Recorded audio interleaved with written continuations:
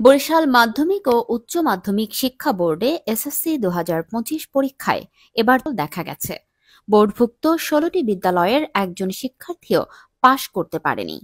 বৃহস্পতিবার দুপুরে আনুষ্ঠানিকভাবে ফল প্রকাশ করেন board chairman professor Mohammad Yunus Ali Siddiqui.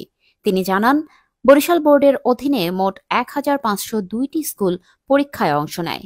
এর মধ্যে মাত্র ১৭টি বিদ্যালয় শতভাগ পাশ করেছে, যেখানে গত বছর এ সংখ্যা ছিল ২২২টি।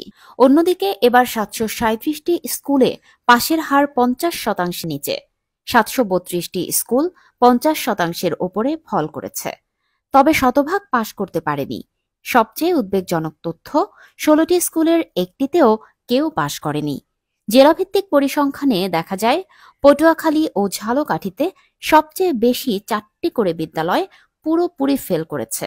ভোলায় ৩টি, বরগুনায় ২টি, পিরোজপুরে ২টি এবং বরিশাল জেলায় একটি বিদ্যালয়ের পাশের হার ০। এই ১৬টি বিদ্যালয়ের মধ্যে অনেক স্কুলে ১০ জনের বেশি শিক্ষার্থী পরীক্ষায় অংশ নিলেও কেউ উত্তীর্ণ হয়নি। যেমন ভোলা নিশ্চিন্তপুর শিকদার বাজার সেসডিপি মডেল স্কুলে ২৯ জন, চরফ্যাশনের ফরিদাবাদ স্কুলে ২৪ জন, ঝালকাঠির মাটিভাঙ্গা স্কুলে ১৭ জন পরীক্ষায় অংশ নেয়, কিন্তু কেউ পাশ করেনি। বরিশাল বোর্ডে এবার ৮৪,৭০২ জন শিক্ষার্থী নিবন্ধন করেছিল, যার মধ্যে পরীক্ষায় অংশ নেয় ৮২,৯৩১ জন। তবে পাশ করেছে মাত্র ৪৬,৭৫৮ জন।